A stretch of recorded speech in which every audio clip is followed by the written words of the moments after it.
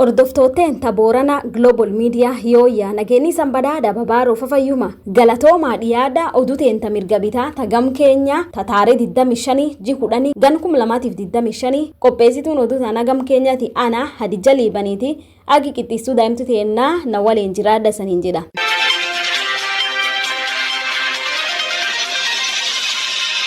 Jalqaba oduuteen irraatti namjaa lubbuu dhabee muda ganama irra galti gula karuma rooyisaambuu keessa gilgil ardana kuru mudaan sunini saasagal alkanii dagalte ka baaburii lamwaldai tokkin baasii kaan baaburum didika kamandan booliisa ka gilgili Winston Mwakiyuni nima akka baasitti baabur dhibi overtake baabur dikka suniin waldhaanii ammoo qorqortiini deemumaa jirtii jedhe reefa yaman reefa ka laf gilgilii geessanii ka war madaa'ellee mawwallaansa geessan akka qorqortiin garsiiftutti jikan keessa callaayyuu namak 20 lubbuu dhabee jedhanii mudagula karumna Nakuru Nairobi demgul. Nissan Wind Road ilikuwa inatoka upande ya Nakuru ikielekea Nairobi while the bus ilikuwa inateremka kuelekea Nakuru. Unfortunately occupants wa gari ndogo ya Nissan Wind Road they were fatally injured. Wote walifariki na roho zao Mungu azilaze mahali pema peponi. Makosa kubwa ambayo tunaona kama ilitokea upande ya bus ilianza kuovertake magari zingine ikiteremka bila kuangalia ile gari ambayo inatoka upande ya chini.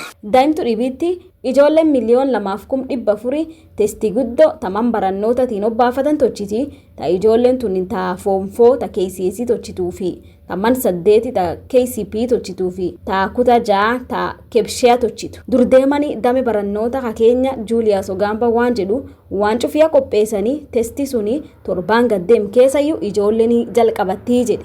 On Monday we'll be doing English paper 1 and paper 2. Then the rest of the papers will follow up to the 3rd of November. It was completed way back in term 2, and therefore we have we trust in these learners that they are going to emerge. Daa'imtu dhibiitti akka qorqortiini dame mirga namaatiidha namtu ta KNCHR jedhanimtuutti ardaan marsabeeti keenya keessa nambalammeesoo jirtii jedhan daba qabaan qaba ijoollee dubraatii tochan dameen akka ta sirkaala ta arda marsabeeti yadame KNCHR tiini waldaanii akka dab qabaan qaba ijoollee dubra suni lafaa diqqeessan akka durdeeman dame mirga namaatiidha namtu ta KNCHR Hassan Abdi Omariin himuutti ardaan marsabeeti harki dhibba keessa harki 86 durdeemtii jedha qabaan qaba ijoollee dubraa tochan qiddisuu daa'imtu teenna irraatti kaymii 800 yeeytuuf qorsiise beesee qarqaarsa tanyoota jedhan ta dhiyootu bankiin duniyaa warkeenyatii baasu feetu ka hojii ittuf qorsiisan sun